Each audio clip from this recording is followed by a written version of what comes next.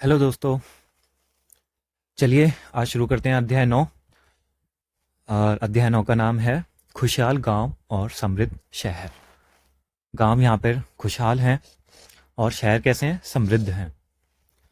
लोहार की दुकान पर प्रभाकर प्रभाकर जी हैं ये। लोहार की दुकान पर गए हैं। प्रभाकर लोहारों का काम करते देख रहा था। लोहारों को काम करते हुए देख रहा था। एक छोटी सी बेंच पर कुल्हाड़ी और हंसियां जैसे कुछ औजार बेचने के लिए रखे थे। कुल्हाड़ी और हंसियां। दूसरी ओर भट्टी जल रही थी। भट्टी तो पता ही होगा, जिसमें जो लोहार होता है अपना लोहा गर्म करता है। औजार बनाने के लिए दो लोग लोहे की एक छड़ को गर्म कर उसे पीट रहे थे। प्रभाकर को यह सब बड़ा मजेदार लग रहा था। ये ऐसे ही मजेदार लग रहा था जैसे लोगों को जेसीबी की खुदाई मजेदार लगती है। चलिए। लोहे के औजार और खेती। लोहे के औजार और खेती। खेती का क्या प्रभाव पड़ा लोहे के औजारों पर? लोहे का प्रयोग आज एक आम बात है, वो तो है ही, आज आम बात है ये। लेकिन लोहे की चीजें हमारी रोजमर्रा की जिंदगी का हिस्सा बन गई हैं। इस उपमहाद्वीप में लोहे का प्रयोग लगभग 3000 साल पहले शुरू हुआ। जो हमारा भारत है और जो हमारा उपमहाद्वीप है, उसमें जो लोहे का प्रयोग था वो 3000 साल पहले शुरू हुआ था। महापाषाण कब्रों में लोहे के औजार और हथियार बड़ी संख्या में मिले हैं। इनके बारे में अध्याय 5 में हम पढ़ चुके हैं। करीब 2500 वर्ष पहले लोहे के औजारों के बढ़ते उपयोग का प्रमाण मिलता है। 2500 वर्ष पहले लोहे के औजारों के बढ़ते उपयोग, यानी इनका शुरुआत 3000 साल पहले हुई। 500 साल बाद इनका है ना बहुत उपयोग बढ़ गया। इनमें जंगलों को साफ करने के लिए कुल्हाड़ियां और जुताई के लिए हलों के फाल शामिल हैं। यानी जो कुल्हाड़ियां थी उनका क्या काम होता था? जंगलों को साफ करना, यानी लकड़ियां काटना। कुल्हाड़ी से लकड़ी काटी जाती है। और जो हलों के फाल थे वो भी लोहे से बनाए गए थे और वो जुताई के काम आते थे। हाँ, हमने देख लिया है लोहे के फाल का इस्तेमाल से कृषि उत्पादन बढ़ गया। अब कृषि उत्पादन बढ़ाने के लिए उठाए गए अन्य कदम, जैसे कि सिंचाई। ये सिंचाई नहीं होगी तो कृषि उत्पादन बिल्कुल भी नहीं बढ़ पाएगा। समृद्ध गांवों के बिना राजाओं तथा उनके राज्य का बने रहना मुश्किल था। जिस तरह कृषि के विकास में नए औजार और रोपाई महत्वपूर्ण कदम थे, उसी तरह सिंचाई भी काफी उपयोगी साबित हुई। अब समृद्ध गांवों के बिना, अगर गांव समृद्ध नहीं होंगे तो राजा को कर नहीं मिलेगा। राजा कर नहीं ले पाएगा तो वो सेना नहीं रख पाएगा, और सेना नहीं रख पाएगा तो किसी से लड़ाई नहीं कर पाएगा, और लड़ाई नहीं कर पाएगा तो उसका राज्य कोई और ले ले, कोई किसी और में मिल जाएगा। सॉरी यार, फिर से वैसा ही हो रहा है। पता नहीं कब ये अटकना बंद होगा मेरा। ऑफलाइन तो कुछ नहीं होता। चलिए आगे बढ़ते हैं। हाँ, सिंचाई भी काफी उपयोगी साबित हुई। इस समय सिंचाई के लिए नहरें, कुएं, तालाब और कृत्रिम जलाशय बनाए गए। तो आपसे पूछा जा सकता है कि उस समय सिंचाई के क्या क्या साधन थे? तो सिंचाई होती थी नहरों से, कुएं से, तालाबों से और कृत्रिम जलाशय से। इन सब से सिंचाई होती थी। चलिए ये देख लेते हैं राइट हैंड पर चित्र जो बने हुए हैं। औजारों की सूची में इन चित्रों के नाम चुनो। हंसियां, कुल्हाड़ी और संडसी। ये तो रही संडसी, इसे संडासी कहते रहते हैं। ये संडसी है, इससे कुछ भी चीज पकड़ते हैं। और ये हंसिया ये रही, और कुल्हाड़ी ये रही। यहाँ बीच में लोहे लकड़ी का बैट लगता है। लोहे की ऐसी 5 चीजों की सूची बनाओ जिनका उपयोग तुम रोज करते हो। कितना आसान सवाल दिया है इन्होंने। चलिए देखते हैं। इस चार्ट में तुम्हें सिंचाई से आए परिवर्तन दिखाई गए हैं। सिंचाई से आए परिवर्तन, ये कुछ, ये आप लिख सकते हो अपने पॉइंट में। सिंचाई से क्या क्या परिवर्तन आते हैं, इरिगेशन से क्या क्या परिवर्तन आते हैं, वो आप बता सकते हो यहाँ पर। अब परिवर्तन तो, ये 4 परिवर्तन जो है इनको हमें ऑर्डर में लगाना है। तो पहला तो ये है, राजा को सेना, महल और किले बनवाने के लिए धन चाहिए। अब धन कहाँ से मिलेगा उसे? धन लेने के लिए उसे किसानों से कर लेना पड़ेगा। तो वे किसानों से कर लेते हैं। अब किसान तभी तो कर लेकर के आएंगे जब उसका उत्पादन बढ़ेगा। तो ये इसमें आएगा, कर अदा करने के लिए किसानों को उत्पादन बढ़ाना था। किसानों को उत्पादन बढ़ाना था, और ये किससे संभव होगा? ये सिंचाई से ही संभव था। अब सिंचाई तो वो कर नहीं सकते खुद ही, तो वो क्या करेंगे? तो राजाओं ने सिंचाई की योजना बनाई और धन खर्च किया। फिर जब राजाओं ने धन खर्च कर लिया, इसका असर क्या होगा? इसका असर होगा जब सिंचाई हो, वो बस योजना बना सकते हैं और सिंचाई के लिए धन खर्च कर सकते हैं, काम तो किसानों को ही करना पड़ेगा। तो फिर जब सिंचाई के लिए उन्हें साधन मिल जाएंगे तो लोगों द्वारा परिश्रम किया गया। 3 नंबर हो गया। अब इसके बाद लोग जब परिश्रम करेंगे तो क्या होगा? परिश्रम करेंगे तो कृषि उत्पादन बढ़ेगा, कृषि उत्पादन बढ़ा और राजस्व भी बढ़ा, कृषि उत्पादन बढ़ेगा तो राजस्व भी बढ़ेगा। फिर इसका फायदा किसको होगा? यहाँ पर कृषि का उत्पादन तो बढ़ रहा है, यहाँ पर राजा को फायदा हुआ, राजस्व बढ़ा, तो अब इससे किसानों को भी फायदा होगा, इसलिए किसानों को लाभ मिला, क्योंकि अब उत्पादन की अनिश्चितता घटी। यानी अब उत्पादन होगा या नहीं होगा ये अब मायने नहीं रखता था, क्योंकि सिंचाई से उत्पादन बढ़ेगा ही बढ़ेगा, इसलिए उसकी अनिश्चितता खत्म हो गई। तो ये इसमें आ जाएगा। अगर आपको कोई भी पॉइंट यहाँ मिले, आप 9 पॉइंट लिख सकते हो इसके लिए। ये बहुत अच्छा आंसर है। अगर कोई भी प्रश्न आए कि सिंचाई से क्या क्या परिवर्तन आए थे, तो ये 9 पॉइंट लिख दो, आपको अच्छे मार्क्स मिलेंगे। अब देखते हैं गांवों में कौन रहते थे। इस उपमहाद्वीप के दक्षिणी तथा उत्तरी हिस्सों के अधिकांश गांवों में एक से कम 3 तरह के लोग रहते थे। 3 तरह के लोग। तमिल क्षेत्र में बड़े भूस्वामी को वेल्लला, साधारण हलवाहों को उणवार और भूमिहीन मजदूर दास कैडेसियार और आदिमई कहलाते थे। ये सारे नाम हैं, ये पेपर में शायद पूछे जाएं। तमिल क्षेत्र में बड़े भूस्वामी को वेल्लला और साधारण हलवाहों को उड़वार, भूमिहीन मजदूर दास कैडेसियार और आदिमई कहलाते थे। कैडेसियार, आदिमई, इनको ध्यान रख लेना। वेल्लाल, उणवार, कैडेसियार और अदमई, ये दोनों एक ही, इसलिए 3 तरह के हो गए। पहले ये हो गए वेल्लाल, दूसरे उणवार और तीसरे भूमिहीन मजदूर और दास कैडेसियार और अदिमई। देश के उत्तरी हिस्से में गांव का प्रधान व्यक्ति जो था वो ग्राम भोजक कहलाता था। ग्राम भोजक, इसे भी ध्यान रखना, ग्राम भोजक कहलाता था। अक्सर एक ही परिवार के लोग इस पद पर कई पीढ़ियों तक, एक ही परिवार के लोग, जैसे राजा बनते रहते थे वैसे ही एक ही पीढ़ी जो लोग थे वो एक ही कई पीढ़ियों तक बने रहते थे, यानी कि यह पद आनुवांशिक था। ग्राम भोजक के पद पर आमतौर पर गांव का सबसे बड़ा भूस्वामी होता था। साधारणतः इनकी जमीन पर इनके दास और मजदूर काम करते थे। जो इनकी जमीन होती थी, जो भूस्वामी थे, इन पर जो दास और मजदूर थे जिन्हें हमने ऊपर देखा, वो काम करते थे। इसके अतिरिक्त प्रभावशाली होने के कारण प्राय राजा भी कर वसूलने का काम इन्हें ही सौंप देते थे। ये न्यायाधीश का और कभी कभी पुलिस का भी काम करते थे। तो अब आपसे क्वेश्चन पूछा जा सकता है, प्रश्न पूछा जा सकता है कि जो बड़े भूस्वामी थे क्या क्या काम करते थे। तो पहला, ये जमीन के मालिक होते थे, भूस्वामी थे, तो जमीन पे दास और मजदूर काम करते थे इनकी। और कभी कभी जो राजा भी थे, ये क्योंकि शक्तिशाली थे, प्रभावशाली थे, तो राजा भी इनसे कर वसूलने का काम इनको सौंप देते थे। दूसरा, ये पहला हो गया, कर वसूलते थे। दूसरा, न्यायाधीश का भी काम करते थे और पुलिस का भी काम करते थे। ग्राम भोजकों के अलावा अन्य स्वतंत्र कृषक भी होते थे। अन्य स्वतंत्र कृषक हैं जो किसी के कंट्रोल में नहीं रहते, जिन्हें गृहपति कहते थे। गृहपति, ये ध्यान रखना, गृहपति कहते थे। इनमें ज्यादातर छोटे किसान ही होते थे। इनमें ज्यादातर कौन थे?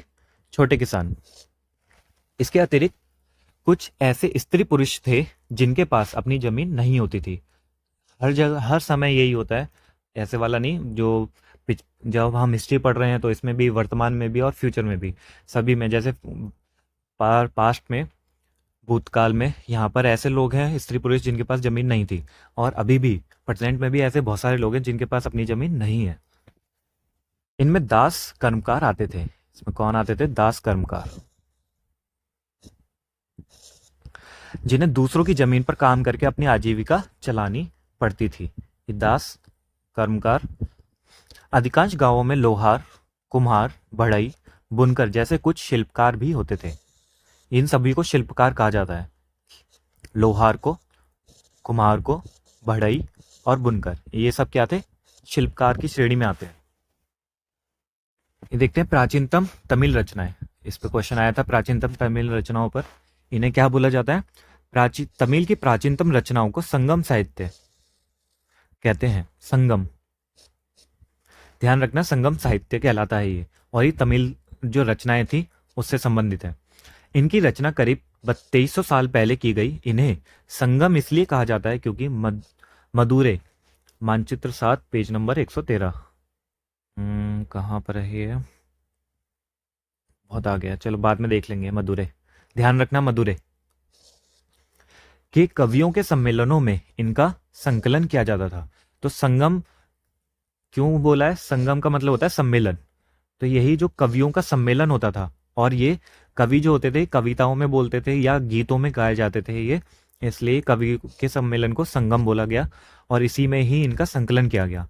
गांव में रहने वालों के जिन तमिल नामों का उल्लेख यहाँ किया गया है वे संगम साहित्य में पाए जाते हैं। तो यहाँ पर जितने भी हम लोगों के नामों का उल्लेख किया गया जो तमिल नाम थे, उन सभी का जो उल्लेख है वो संगम साहित्य में मिलता है। यानी ये इसकी औचित्य बता रहे हैं कि जो भी यहाँ पर मिल रहा है ये संगम साहित्य से मिला है। देखते हैं नगर क्या कहती हैं कहानियां, यात्रा विवरण, मूर्ति कलाएं और पुरातत्व। ये सारी चीजें आपको इसलिए बताई गई हैं, कहानियां, यात्रा विवरण, मूर्ति कलाएं, पुरातत्व। यानी जो नगरों के बारे में हमें पता चलता है वो कहानियों से पता चलता है। जो यात्रा विवरण होते हैं, कोई यहाँ पर घूमने आया और उसने अपना कुछ यात्रा विवरण लिखा और वो छोड़ गया, या हमें जो मिला उससे हमें पता चलता है यहाँ के नगरों के बारे में। दूसरा, हमें मूर्ति कला से पता चलता है, और जो पुरातत्व है उससे भी हमें यहाँ के नगरों के बारे में पता चलता है। तो एक तरीके से ये चारों स्रोत हैं जिससे हमें इसकी ऐतिहासिकता सत्य साबित होती है। तुमने जातकों के बारे में सुना होगा। जातक कथा जो थी, ये वो कहानियां हैं जो आम लोगों में प्रचलित थी। आज भी अगर किसी ने नहीं पढ़ी जातक कथाएं, मैं जब बच्चों को पढ़ाता हूँ तो मैं उनसे पूछता हूँ कि आपने जातक कथाएं पढ़ी हैं? कहते हैं सर ये क्या होता है, भैया ये क्या होता है। मैंने कहा भाई आपने कुछ भी जातक कथाएं नहीं सुनी है। आप देखना अगर आपने भी नहीं पढ़ी है तो। बौद्ध भिक्षुओं ने इनका संकलन किया। यहाँ एक जातक कथा दी गई है जिसमें यह बताया गया है कि एक निर्धन किस तरह धीरे धीरे धनी बन जाता है। और ये जातक कथा बुद्ध धर्म से संबंधित है और इनको बौद्ध भिक्षुओं ने इनका संकलन किया है। और एक कहानी बताई गई, ये भी नैतिकता से संबंधित कहानी है, कोई शिक्षा, जैसे अशोक का धम्म था वैसा ही। ये अच्छी अच्छी चीज़ें बताती हैं। और जैसे गीता में बोला गया है, अपना काम करो, कभी भी फल की चिंता मत करो, और जो होगा देखा जाएगा, बस अपना अच्छा दो। तो ये भी यही सब चीज़ें सिखाती हैं। और कैसे अच्छी अच्छी चीज़ें होती हैं और बुरे काम का बुरा प्रभाव होता है, अच्छे काम का अच्छा प्रभाव होता है। तो एक निर्धन किस तरह से धनी बन गया। शायद मैं भी निर्धन हूँ, मैं भी किसी दिन धनी बन जाऊं। देखते हैं एक निर्धन की चतुराई। चलिए पढ़ते हैं इस कहानी को, इंटरेस्टिंग है। एक शहर में एक गरीब युवक रहता था। उसके पास एक मरे चूहे के अलावा कुछ नहीं था। बताओ यार, ये तो मेरे से भी ज्यादा गरीब है। मरा ही चूहा है इसके पास। उसने उस चूहे को एक सिक्के में एक भोजनालय वाले की बिल्ली के लिए बेच दिया। वाह, देखा उसका, 1 रुपए में वो बिल्ली पकड़ सकती है तो चूहा, तब भी उसने उसको बेच दिया। बता रही उसने क्यों खरीदा होगा। बस ये कहानी है इसलिए इसमें तर्क मत लगाना। उसने खरीद लिया होगा, उसने बोला होगा, रिक्वेस्ट करी होगी, कहा होगा चल ठीक है ले यार, ले जा 1 रुपए ले जा। फिर एक दिन बड़ी जोर की आंधी आई। राजा का बगीचा टूटी टहनियों और पत्तों से भर गया। बहुत तेज आंधी आती है जब सब चीज टूट जाती हैं। उनका माली इसे साफ करने की बात से परेशान हो उठा। युवक ने माली से कहा कि अगर लकड़ियां और पत्ते उसे मिल जाएं तो वो बगीचे की सफाई कर सकता है। माली तुरंत मान गया। अब ये चतुराई आप देखते हैं वो क्या करेगा इन लकड़ियों और पत्तों का। युवक ने पास खेल रहे बच्चों को यह कहकर इकट्ठा कर लिया कि प्रत्येक टहनी और पत्ते के बदले मैं उन्हें एक एक मिठाई मिलेगी। देखते ही देखते उन्होंने बगीचे से एक एक तिनका चुनकर गेट के पास इकट्ठा कर दिया। तभी उधर से राजा का कुम्हार बर्तनों को पकाने के लिए ईंधन की तलाश में गुजरा। उसने पूरे ढेर को खरीद लिया। बताओ, जो राजा का कुम्हार था, बर्तनों का पकाने के लिए ईंधन चाहिए था, उसने उस ढेर को ही खरीद लिया। इस तरह युवक के पास कुछ और पैसे हो गए। अब उस युवक ने एक और योजना बनाई। एक बड़े बर्तन में पानी भरकर वह नगर के द्वार पर गया। बड़े बर्तन में पानी भरकर नगर के द्वार पर चला गया और वहां उसने घास काटने वाले 500 लोगों को पानी पिलाया। खुश होकर उन लोगों ने कहा, तुमने हमारे लिए इतना अच्छा काम किया, बताओ अब हम तुम्हारे लिए क्या कर सकते हैं। ये यहाँ पर शिक्षा है। यानी उसने पानी पिलाया तो वो लोग खुश हुए। उन लोगों ने कहा कि बताओ हम तो आपके लिए, तुम्हारे लिए क्या कर सकते हैं। ये चीज़ आज के ज़माने में ये मिसिंग है। आप कुछ भी किसी के लिए कर दो, बस थैंक यू बोल देते हैं, शुक्रिया कहते हैं, चले जाते हैं। ये कभी नहीं बोलते कि अब बताओ हम तुम्हारे लिए क्या करें, मतलब उसी समय क्या करें। अगर आपसे किसी ने बोला है तो समझ जाना वो बहुत अच्छा इंसान था। उसने कहा, मैं आपको यह बताऊंगा जब मुझे आपकी सहायता की ज़रूरत होगी। यानी उसने एक एहसान ले लिया और उसने बोला जब मैं सहायता की ज़रूरत होगी तब बताऊंगा। उसके बाद उसने एक व्यापारी से दोस्ती की। एक दिन उस व्यापारी ने बताया, कल एक घोड़े का व्यापारी 500 घोड़ों के साथ शहर में आ रहा है। उसे एक इंफॉर्मेशन मिल गई। यह सुनकर उस युवक ने उन घास काटने वालों के पास जाकर कहा, कृपया तुम सब एक एक घास का गट्ठर मुझे दो और अपनी घास तब तक मत बेचो जब तक मेरी ना बिक जाए। दिमाग चला रहा है, 500 घोड़े आ गए, 500 घोड़ों को घास चाहिए होगी, अब वो तो बेचेंगे ही नहीं और फिर इसी से घास खरीदनी पड़ेगी। उन्होंने उसे घासों के 500 गट्ठर दे दिए। जब घोड़े के व्यापारी को कहीं भी घास नहीं मिली तो उसने उस युवक की घास 1000 सिक्के में खरीद ली।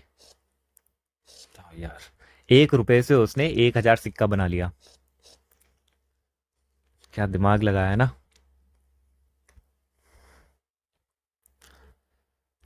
इस कहानी में आए व्यक्तियों के व्यवसायों की सूची बनाओ, ये काम है इसका। प्रत्येक के लिए यह तय करो कि शहर में, गांव में या फिर शहर और गांव दोनों में रहते थे। ये चलो देखते हैं। घोड़े का व्यापारी शहर में क्यों आया होगा? व्यापार करने या वहां से गुजर रहा होगा? क्या महिलाएं कहानी में बताए व्यवसायों को अपना सकती थीं? उत्तर के कारण बताओ। ये इंपॉर्टेंट है। महिलाएं, ये सोचने वाला प्रश्न है। जो इसमें महिलाएं इसमें नहीं दी गई हैं अभी, लेकिन इसमें बताया गया है क्या महिलाएं कहानी में बताया गया जो व्यवसाय थे, घास काटना, घोड़े चराना और वो था जो खाना बनाता था उसकी बिल्ली को दे दिया। तो ये सारे व्यवसाय क्या महिलाएं अपना सकती थी? बताना आप। प्राचीन नगरों के जीवन के बारे में हमें कुछ अन्य स्रोतों से भी पता चल सकता है। शहरों, गांवों या फिर जंगलों के जीवन से जुड़ी घटनाओं को मूर्तिकार कलात्मक ढंग से उकेरते थे। यहाँ पर आ गया मूर्तिकार की भूमिका।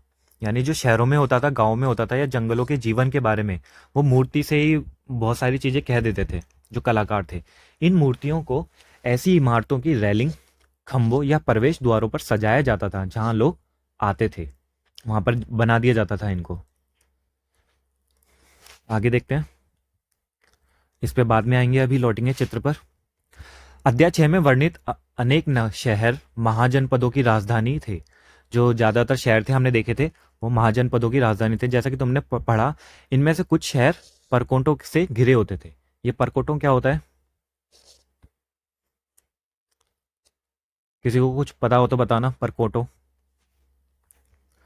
जैसा कि तुम ऊपर के चित्र में देख रहे हो, अनेक शहरों में वलयकूप मिले हैं।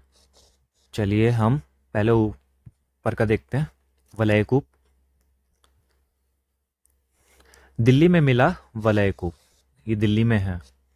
हड़प्पा की जल निकास व्यवस्था से यह कैसे भिन्न है? ये जितने भी प्रश्न यहाँ पूछे जाते हैं ना, ये सब दिमाग चलाने वाले होते हैं। अगर जब तक हम दिमाग नहीं लगाएंगे, कंपैरिजन नहीं करेंगे, तुलनात्मक अध्ययन नहीं करेंगे, तो हमें नहीं पता चल पाएगा कि विकास कैसे हुआ। इसलिए इतने इतने सारे प्रश्न यहाँ पे डाले गए हैं। अब नीचे देखते हैं, इधर जो दे रखा है ये चित्रकलाएं सारी। सांची की मूर्तिकला, ये सांची की मूर्तिकला है। यह मध्य प्रदेश स्थित सांची के स्तूप की मूर्तिकला का नमूना है। अब ये ध्यान रखना, सांची का जो स्तूप है वो कहाँ पर है? मध्य प्रदेश में है सांची का स्तूप। इसमें शहर के जीवन का एक दृश्य है। तुम अध्याय 12 में सांची के बारे में पढ़ोगे। इन दीवारों को देखो, इनकी जो दीवारें थी उनको देखते हैं। क्या वे ईंट की बनी है या फिर लकड़ी या पत्थर से? किसकी बनी है? क्या इसकी रैलिंग लकड़ी की बनी है? इन इमारतों को की छतों का वर्णन करो। अब ये सारी चीजें यहाँ पर बताई गई हैं। ये रैलिंग है, ये रही, ये रही, पूरे कितना सही तरीके से बताया गया है ये।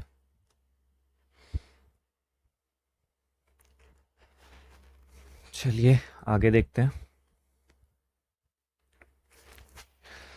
वलयकूप मिले हैं। ये वलयकूप गुसलखाने, नाली या कूड़ेदान के लिए प्रयुक्त होते थे। तो ये वलयकूप किसके लिए होते थे? गुसलखाने के लिए, नाली के लिए या फिर कूड़ेदान के लिए। प्राय ये वलयकूप लोगों के घरों में होते थे। और हमने हड़प्पा में देखा था, वहां पर अपने अपने घरों में कुएं होते थे। महलों, बाजारों या आम घरों के अवशेष बहुत कम मिले हैं। महलों, बाजारों और आम घरों के अवशेष बहुत कम मिले हैं।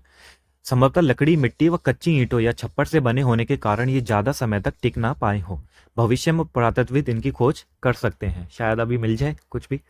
अभी इसमें कुछ कह नहीं सकते, क्या पता वो थे और खत्म हो गए हों।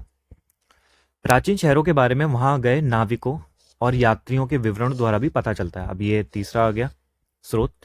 ऐसा ही एक विस्तृत विवरण किसी अज्ञात यूनानी नाविक का है। अज्ञात यूनानी नाविक का है। जिन जिन पत्तनों पर वह गया, पत्तन मतलब जो होते हैं, पत्तन, पत्तन को क्या कहते हैं? बंदरगाह। तब दिमाग से उतर जाता है कभी कभी। पत्तनों पर वह गया, उन सभी के बारे में उसने लिखा है। मानचित्र 7 में भरूच ढूंढो। देखते हैं, भरूच भी याद रखना। अब उसके द्वारा दिए गए वर्णन को पढ़ो। चलिए उसके वर्णन को देखते हैं हम यहाँ पर। भरूच का यूनानी नाम क्या है? बैरिकाजा। इसकी कहानी, बैरिकाजा की संकरी खाड़ी में समुद्र से आने वालों के लिए नाव चला पाना बहुत मुश्किल होता था। राजा के द्वारा नियुक्त कुशल और अनुभवी स्थानीय मछुआरे ही यहाँ जहाज ला सकते थे। यानी जो राजा द्वारा नियुक्त होते थे यहाँ पर, और वो जो नियुक्त होते थे वो बहुत कुशल होते थे और अनुभवी होते थे। बैरिगाजा में शराब, तांबा, टीन, सीसा, मूंगा, पुखराज, कपड़े, सोने, चांदी के सिक्कों का आयात होता था। यहाँ पर इन सभी चीजों का आयात होता रहा, ध्यान रखना। चांदी के सिक्कों का, सोने के सिक्कों का आयात हो रहा है यहाँ पर। हिमालय की जड़ी बूटियां, हाथी दांत, गोमेद, कार्निलियम, कार्निलियन, सूती कपड़ा, रेशम, इत्र यहाँ से निर्यात किए जाते थे। अब ये यूपीएससी में क्वेश्चन पूछा जा सकता है कि उस समय क्या क्या आयात किया जाता था और क्या क्या निर्यात किया जाता था। एक बार ये पूछा भी गया है क्वेश्चन, ऐसा प्रश्न पूछा गया है ब्रिटिश शासनकाल के दौरान। तो ये प्राचीन इतिहास से भी आ सकता है। शराब, तांबा, टीन, सीसा, मूंगा, पुखराज, कपड़े, सोने और चांदी के सिक्के ये आयात होते थे। और हिमालय की जड़ी बूटियां, हाथी दांत, हमारे यहाँ पर हाथी बहुत थे, गोमेद, कार्निलियन, सूती कपड़ा, रेशम और इत्र ये निर्यात किए जाते थे।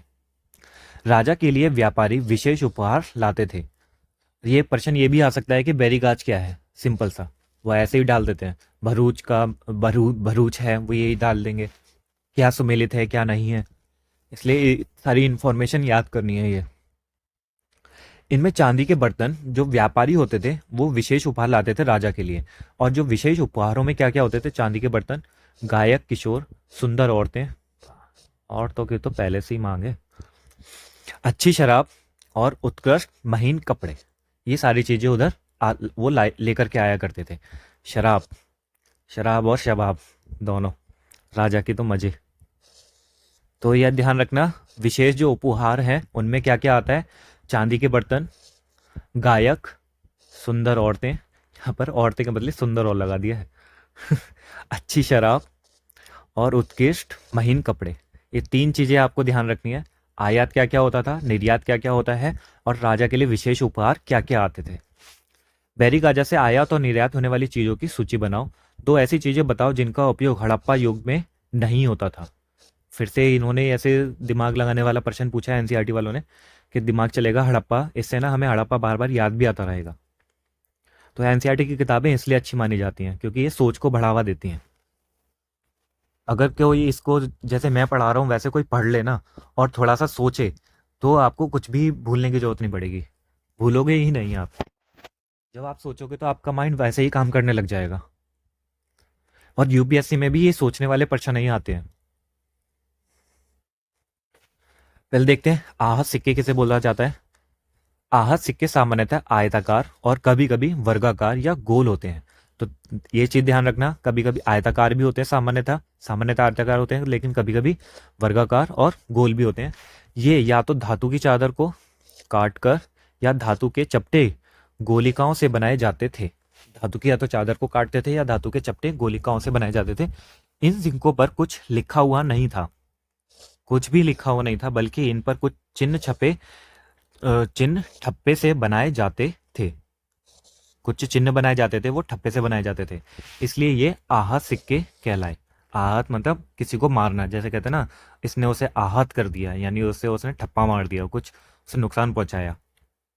ये सिक्के उपमहाद्वीप के लगभग अधिकांश हिस्सों में पाए जाते हैं और ईसा की आरंभिक सदियों तक ये प्रचलन में रहे। ईसा की आरंभिक सदियां प्रचलन में रहे थे। ये देखो ठप्पा मारा हुआ है यहाँ पर, हीरा आहत कर दिया, ऐसे पिचका दिया। अब चलते हैं सिक्के पर। सिक्कों पर हमेशा यूपीएससी प्रश्न पूछती है, इसलिए इसे ध्यान से देखना। प्रश्न 90 पर दी गई कहानी में तुमने देखा कि किस तरह सिक्कों के आधार पर संपत्ति का मूल्यांकन किया गया। पुरातत्वविदों को इस युग के हजारों सिक्के मिले हैं। सबसे पुराने आहत सिक्के थे। सबसे जो पुराने थे वो कौन से थे? आहत सिक्के थे, जो करीब 500 साल चले। इसका चित्र नीचे दिया गया है। चांदी या सोने के सिक्कों पर विभिन्न आकृतियों को आहत कर बनाए जाने के कारण इन्हें आहत सिक्का कहा जाता था। जो चीज हमने यहाँ देखी वही चीज यहाँ पर लिखी हुई है। चांदी या सोने के सिक्कों पर विभिन्न आकृतियों को आहत करके, यानी छाप करके, उनमें दबा करके छाप देते थे, तो उन्हें के कारण ही इन्हें आहत सिक्के कहा जाता था। देखते हैं विनिमय के अन्य साधन। ये विनिमय क्या होता है? विनिमय व्यापार। संगम साहित्य की इस छोटी सी कविता को पढ़ो। ये संगम साहित्य की कविता है। खेतों के सफेद धान गाड़ियों पर लादे जा रहे हैं, नमक के लिए लंबे लंबे रास्ते, चांदनी सी सफेद रेत पर परिवार को समेटे, कहीं पीछे छूट ना जाएं। शहरों से नमक के सौदागरों के यूं चले जाने से सिर्फ सन्नाटा रह जाता है। समुद्र के किनारे नमक का बहुत ज्यादा उत्पादन होता था। ये शायद ये कविता है, लेकिन मैंने इसे जैसे भी पढ़ा है ना, वो कविता तो बिल्कुल भी नहीं लग रही मुझे। मतलब मैंने जैसे पढ़ा है, इसे किसी अच्छे से पढ़ करके फिर बताऊंगा। मैंने तो ऐसे ही पढ़ दिया ऐसे, लेकिन कविता अच्छी है ये। इसमें नमक की बात बताई है। सफ़ेद धान गाड़ियों पर लादे जा रहे हैं, ठीक है। खेतों के सफ़ेद धान हो गए, नमक हो गया, लंबे लंबे रास्ते, चांदनी सी सफ़ेद रेत पर, परिवार को समेटे, कहीं पीछे ना छूट जाएं। शहरों से नमक के सौदागरों के यूं चले जाने से सिर्फ सन्नाटा रह जाता है। यानी जब ये नमक के सौदागर जब शहरों में आते थे तो एक जैसे मेला लगता है वैसा वाला माहौल हो जाता होगा, और जब ये चले जाते थे तो वहां पर सिर्फ सन्नाटा रह जाता था। तो ये विनिमय था कि वहां पर लोग बाग ये सारे सामानों को व्यापार करते थे। अब व्यापारी किस चीज से इसका विनिमय करते थे? अब विनिमय किससे करते होंगे? सिक्कों से ही, सिक्कों से। वे किस तरह यात्रा कर रहे थे? सोचना इस बारे में। चलिए आगे देखते हैं। नगर अनेक गतिविधियों के केंद्र। बहुत सारी गतिविधियों के केंद्र थे नगर। अक्सर नगर कई कारणों से महत्वपूर्ण हो जाते थे। उदाहरण के लिए मथुरा को देखो।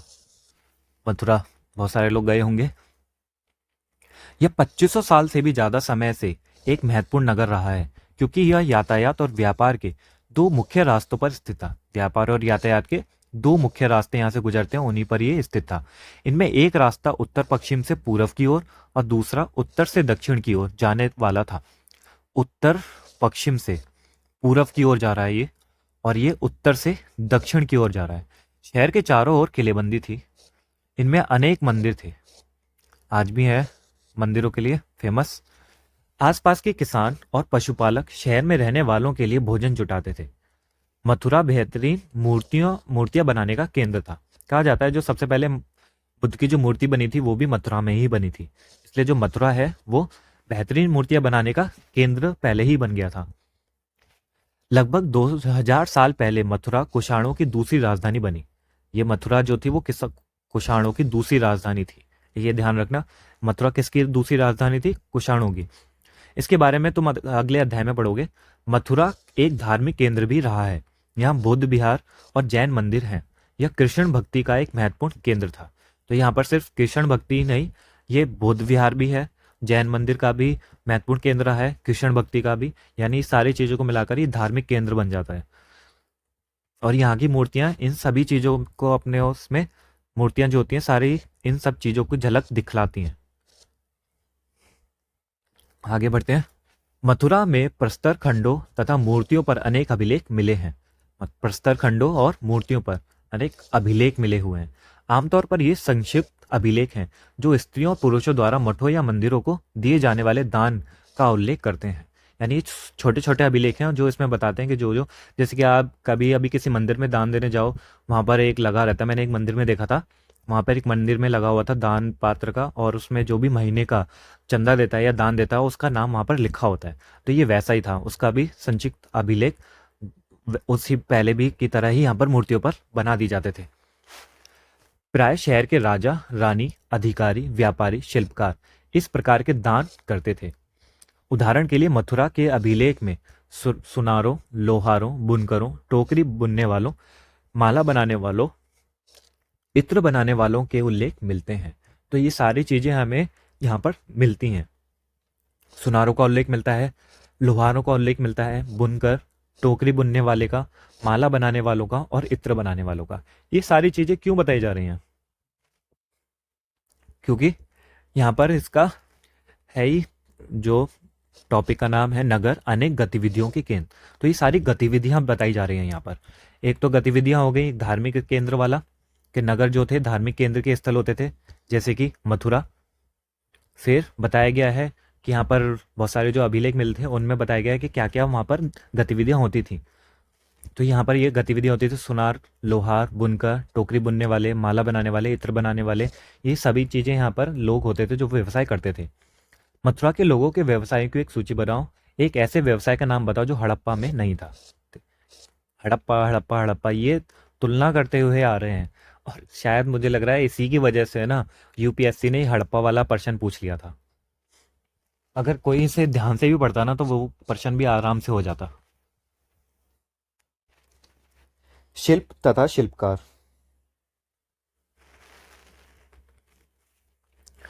पुरास्थलों से शिल्पों के नमूने मिले हैं। इनमें मिट्टी के बहुत ही पतले और सुंदर बर्तन मिले हैं। मिट्टी के जो बर्तन हैं वो बताए गए यहाँ पे, जिन्हें उत्तरी काले चमकीले पात्र कहा जाता है। ये ध्यान रखना, उत्तरी काले चमकीले पात्र, जिन्हें बोलते हैं NBPW, उत्तरी काले चमके पात्र। पहले इन्हीं के बारे में देखते हैं। यहाँ पर ये एक कठोर चाक निर्मित धातु की तरह दिखने वाले तथा चमकदार काली सतह वाले पात्र हैं, यानी बर्तन है ये। तो ये कठोर है, चाक से निर्मित है और धातु की तरह दिखने वाले और चमकदार काली सतह वाले पात्र हैं। इसे बनाने के लिए कुम्हार मिट्टी के बर्तनों को भट्टों पर उच्च तापमान पर रखते थे, जिसके परिणाम स्वरूप इन बर्तनों की बाहरी सतह काली हो जाती थी। इन पर एक पतली काली लेप भी लगाई जाती थी जो इस बर्तन को शीशे जैसी चमक प्रदान करती थी। भाई, शीशे जैसी चमक प्रदान कर देती थी। तो कितने वो कुशल थे इस चीज में। यहां से देखते हैं, उत्तरी काले चमकीले पात्र कहा जाता है क्योंकि ये ज्यादातर उपमहाद्वीप के उत्तरी भाग में मिले हैं, इसलिए इन्हें, ये उत्तरी भाग में मिले हैं इसलिए इसे उत्तरी बोला जाता है। और ये क्यों काले हो जाते थे इसलिए काला बोला गया है। चमकीले और पात्र, वेयर, बर्तन।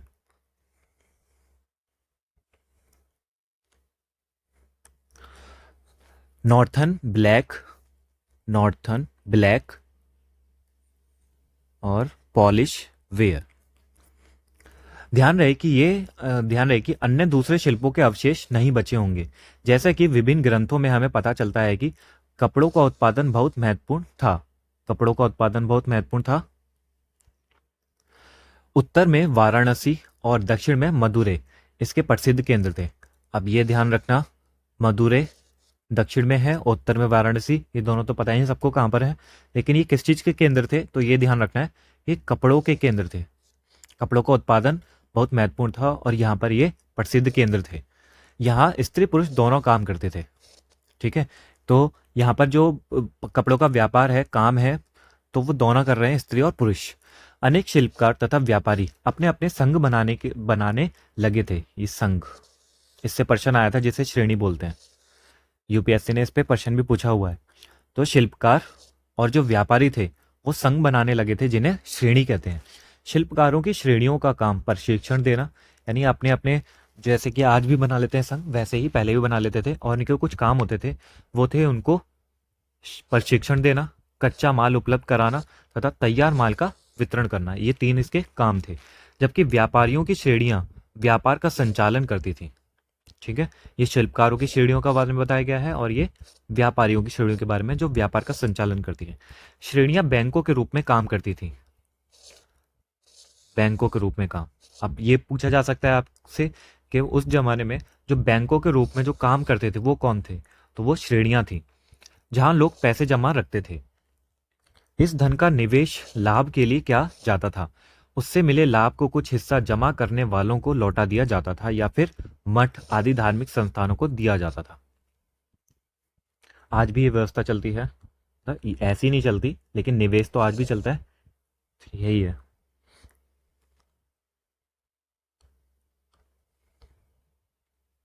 इसे देखते हैं, सूत कातने और बुनने के नियम। कुछ नियम है यहाँ पर दिए गए हैं। ये नियम अर्थशास्त्र के हैं। अर्थशास्त्र तो पता ही होगा किसने लिखी है, चाणक्य ने। इनमें वर्णन किया गया है कि किस प्रकार एक विशेष पदाधिकारी की देखरेख में कारखानों में सूत की कताई और बुनाई की जाती थी। अब कुछ आप सोच रहे होंगे कि ऐसे स्किप कर देते हैं, लेकिन भाई ये अर्थशास्त्र से लिया गया है, समझे। यूपीएससी का फेवरेट है मौर्य काल, और ये अर्थशास्त्र का है। अब इससे भी प्रश्न आ जाएगा, फिर बोलेंगे अरे हमने तो सब पढ़ा है, लेकिन ये तो आया ही नहीं। इसलिए कुछ भी नहीं छोड़ना, मैं तो कुछ भी नहीं छोड़ रहा। तो एक विशेष पदाधिकारी की देखरेख में कारखानों में सूत काटने, सूत की कताई और बुनाई की जाती थी। तो ये प्रश्न कैसा आ सकता है, ये पूरा स्टेटमेंट दे दिया जाएगा, और उसे वो बोलेगा बताओ ये सही है नहीं सही है, बताओ क्या सही है। तो ये पता होगा जब ही तो ये करना है कि ये याद रख लेना है कि एक विशेष पदाधिकारी की देखरेख में कारखानों में सूत की कताई और बुनाई की जाती थी। बार बार रट लो ऐसे बोल बोल करके। एक विशेष पदाधिकारी की देखरेख में कारखानों में सूत की कताई और बुनाई की जाती थी। एक विशेष पदाधिकारी की देखरेख में कारखानों में सूत की कताई और बुनाई की जाती थी। मेरा तो भाई रिवीजन हो रहा है, बहुत बढ़िया हो रहा है। ऊन, पेड़ों की छाल, कपास, पटुआ तथा सन को तैयार करने के काम में विधवाओं, सक्षम अक्षम महिलाओं, भिक्षुणियों, वृद्धा वेश्याओं, राजा की अवकाश प्राप्त दासियों, सेविकाओं और अवकाश प्राप्त देवदासियों को लगाया जा सकता है।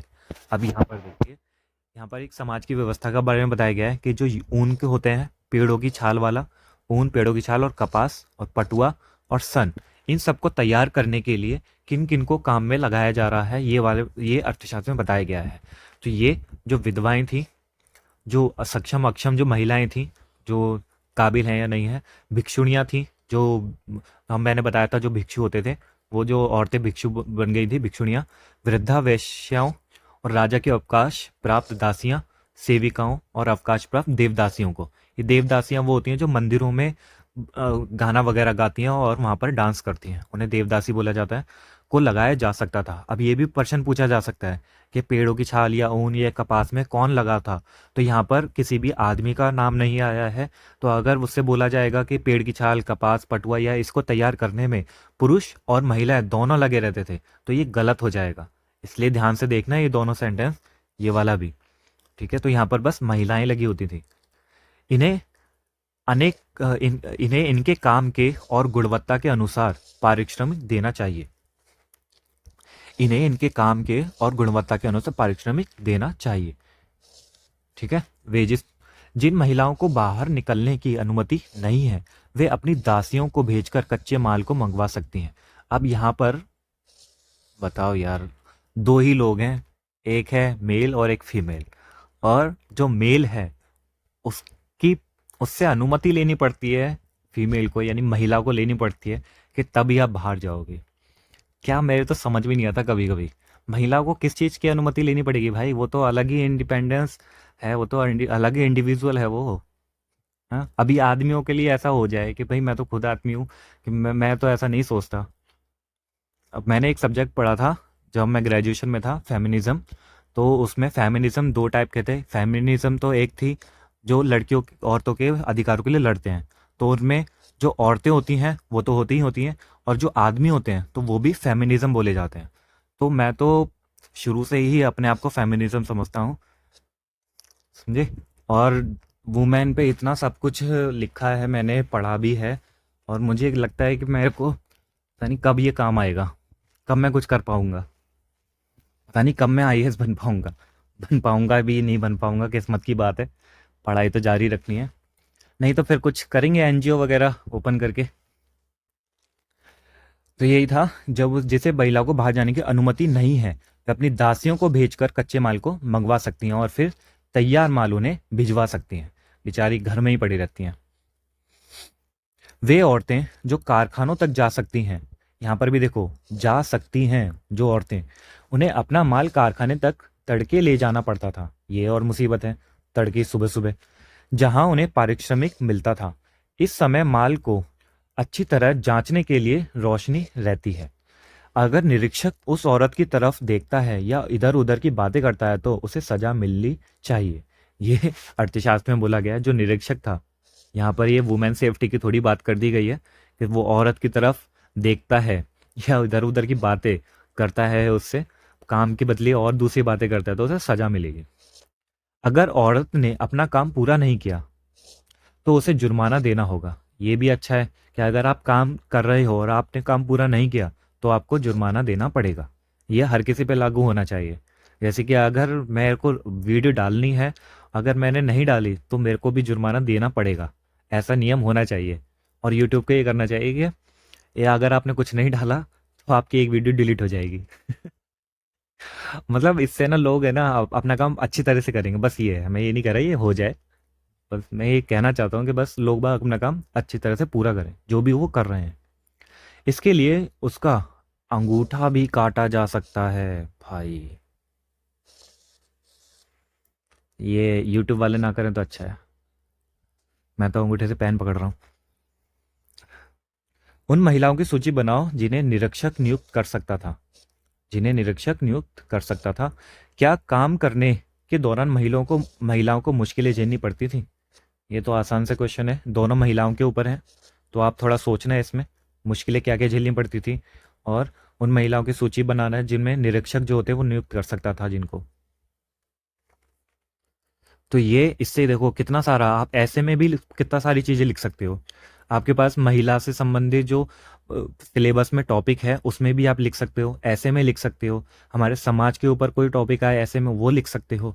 आप इन सारी चीज़ों को कितना, और और ये ऑथेंटिक है सब चीज़ें, कितना यूज़ कर सकते हो और तुलना कर सकते हो इसके साथ कि अब पहले क्या था और अभी क्या है।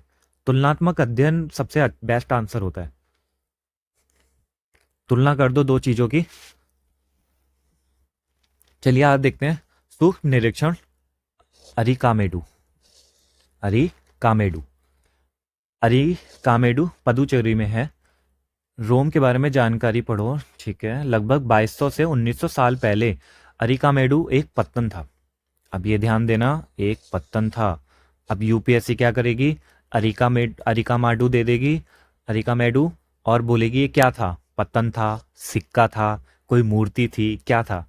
तो यहीं से ही क्वेश्चन आएगा। अरिकामेडू पत्तन था, ध्यान रखना, अरिकामेडू पत्तन था, अरिकामेडू पत्तन था पदुचेरी में। यहाँ दूर दूर से आए जहाजों से सामान उतारे जाते थे। यहाँ ईंटों से बना एक ढांचा मिला है जो संभवतः गोदाम रहा होगा। यहाँ भूमध्य सागरीय क्षेत्र के एम्फोरा जैसे पात्र मिले हैं। भूमध्य सागरीय क्षेत्र के एम्फोरा, ये पात्र है, एक एम्फोरा जैसे बर्तन था हमारा, वैसा ये पात्र है। इनमें शराब या तेल जैसे तरल पदार्थ रखे जा सकते थे। इनमें दोनों तरफ से पकड़ने के लिए हत्थे लगे थे। साथ ही यहाँ एरेटाइन जैसे मुहर लगे लाल चमकदार बर्तन भी मिले हैं। मुहर लगे लाल चमकदार बर्तन, ये सारी चीजें आपको ध्यान में रखनी है। एक तो पदुचेरी में था, पत्तन था, यहाँ गोदाम भी मिला है एक, और एम्फोरा जैसा पात्र मिला है जिसमें आप तरल पदार्थ रख सकते हो। और ये जो एम्फोरा पात्र है वो भूमध्य सागरीय क्षेत्र का है। और फिर एक मिला है एरेटाइन जो कि मुहर लगा लाल चमकदार बर्तन है। ये सारी चीजें ध्यान रखनी है। इन्हें इटली के एक शहर के नाम पर, एरेटाइन इटली का एक शहर है, एरेटाइन पात्र के नाम से जाना जाता है। इटली के एक शहर के नाम पर एरेटाइन पात्र के नाम से जाना जाता है। इसे मुहर लगे सांचे पर गीली चिकनी मिट्टी को दबाकर बनाया जाता था। अब ये जरूरी नहीं है कैसे बनाया जाता है, लेकिन यूपीएससी का भरोसा नहीं है, वो कुछ भी पूछ सकती है। तो मुहर लगे सांचे पर गीली चिकनी मिट्टी को दबाकर बनाया जाता था। कुछ ऐसे बर्तन भी मिले हैं जिनका डिजाइन तो रोम का था, किंतु वे यहीं बनाए जाते थे। यहाँ रोमन लैंप, शीशे के बर्तन और रत्न भी मिले हैं। रोमन लैंप मिला है यहाँ पर, शीशे के बर्तन मिले हैं और रत्न भी मिले हैं। साथ ही छोटे छोटे कुंड मिले हैं जो संभवतः कपड़ों की रंगाई के पात्र रहे होंगे। कपड़ों की जैसे आज रंगाई होती है वैसे ही छोटे छोटे कुंड मिले हैं यहाँ पर। यहाँ पर शीशे और अर्ध बहुमूल्य पत्थरों से मनके बनाने के पर्याप्त साक्ष्य मिले हैं। ये यूपी में भी जो मनके बनते हैं शीशे के और पत्थरों से जो मनके बनते हैं, यूपी में बहुत जगह पर होते हैं, ये लोग अपने घरों में लगाते हैं। और ये ऐसे जो शीशे के मनके हैं, मेरे पास कट्टा रखा हुआ है भरा हुआ उसके छोटे छोटे मनके, जो आप माला बना के लटका सकते हो गेट पर, सभी पर। मैं भी लेकर के आया था यूपी से। देखते हैं रोम के साथ संबंध दर्शाने वाले साक्ष्य की सूची बनाओ। क्या क्या यहाँ पर साक्ष्य मिले हैं हमें उसके बताने हैं। चलिए हम चित्र पर आते हैं। अभिलेखित मिट्टी के बर्तन। यहाँ पर कुछ अभिलेख यहाँ लिखा हुआ है, यहाँ पर जो सफेद सफेद में आप देख रहे हो इमेज पर, यहाँ पे कुछ लिखा हुआ है। कई बर्तनों पर ब्राह्मी लिपि में अभिलेख मिले हैं। ब्राह्मी लिपि, और ये वही ब्राह्मी लिपि जिससे हिंदी का विकास हुआ। प्रारंभ में तमिल भाषा के लिए इसी लिपि का प्रयोग किया जाता था, इसलिए इन्हें तमिल ब्राह्मी अभिलेख भी कहा जाता है। तमिल ब्राह्मी अभिलेख, तमिल लिपि का यूज किया जाता था, तमिल भाषा का। तमिल ब्राह्मी अभिलेख। ये पार्ट खत्म हो गया। पहले ऊपर देख लेते हैं कुछ रह तो नहीं गया। चलो कुछ नहीं रहा। ये पार्ट भी खत्म। अन्यत्र देख लेते हैं। मानचित्र 6 में रोम को ढूंढो। यह यूरोप का सबसे पुराने शहरों में से एक है। रोम, जहाँ पर पोप थे, अभी भी हैं। इसका विकास लगभग तभी हुआ जब गंगा के मैदान के शहर बस रहे थे। रोम एक बहुत बड़े साम्राज्य की राजधानी था। यह यूरोप, उत्तरी अफ्रीका और पश्चिमी एशिया तक फैला साम्राज्य था। तो कितना फैला हुआ था ये। इसके सबसे महत्वपूर्ण शासकों में से एक ओटोमन नहीं है, ऑगस्टस है ये। मुझे ओटोमन साम्राज्य याद आ गया था अचानक से। ऑगस्टस ने करीब 2000 साल पहले शासन किया था। उसने कहा था कि रोम ईंटों का शहर था जिसे मैंने संगमरमर का बनवाया। ऑगस्टस और उसके बाद के शासकों ने कई मंदिर तथा महल भी बनवाए। ऑगस्टस ने बड़े बड़े रंगमंडल बनवाए, एम्फी थिएटर, रंगमंडल। इनमें चारों तरफ दर्शकों के बैठने की सीढ़ी नुमा जगह होती थी। यहाँ लोग विभिन्न प्रकार के कार्यक्रम देख सकते थे। उन्होंने स्नानागार भी बनवाए जहाँ स्त्रियों और पुरुषों के लिए अलग अलग समय निर्धारित थे। यहाँ लोग एक दूसरे से मिलते थे और आराम करते थे। बड़े बड़े जलवाही सेतु, एक्वाडाइट जलवाही सेतु के जरिए शहर के स्नानागारों, फव्वारों और गुसलखानों के लिए पानी लाया जाता था। यहाँ पर इस शहर की एक व्यवस्था बताई गई है कि कैसा ये शहर था और क्या क्या यहाँ पर चीजें दिखी हैं हमें। ये बड़े खुले रंगमंडल और जलवाही सेतु इतने दिनों तक कैसे बचे रहे। ये रंगमंडल ही है, आपने देखा होगा एक कभी किसी किताब में, हिस्ट्री की में, या फिर मूवीज वगैरह में, एक्वाडाइट। चलिए कल्पना करते हैं, तुम बैरीगाजा में रहते हो और पत्तन देखने निकले हो। तुमने क्या क्या देखने को मिला? तुमको क्या क्या देखने को मिला बताना भाई। ये बैरीगाजा याद है क्या था? चलिए कुछ तिथियां देख लेते हैं। उपमहाद्वीप में लोहे के प्रयोग की शुरुआत, जो लोहे के प्रयोग की शुरुआत हुई थी वो करीब 3000 साल पहले हुई थी। लोहे के प्रयोग में बढ़ोतरी कब देखी गई थी हमने? उसके 500 साल बाद, यानी 2500 साल पहले देखी गई थी। यहाँ पर लोहे का प्रयोग की शुरुआत हुई थी और यहाँ पर ये प्रयोग के बढ़ोतरी देखी गई थी। नगर, आहत और सिक्के, इन सभी चीजों के। संगम साहित्य की रचना की शुरुआत कब हुई थी? करीब 2300 साल पहले हुई थी। अरिकामेडू का पत्तन लगभग करीब 2200 से 1900 साल पहले। चलिए ये तो चैप्टर हो गया हमारा खत्म। तो हर बार की तरह अगली बार मिलते हैं अध्याय 10 के लिए अगली वीडियो में। तब तक के लिए बाय बाय।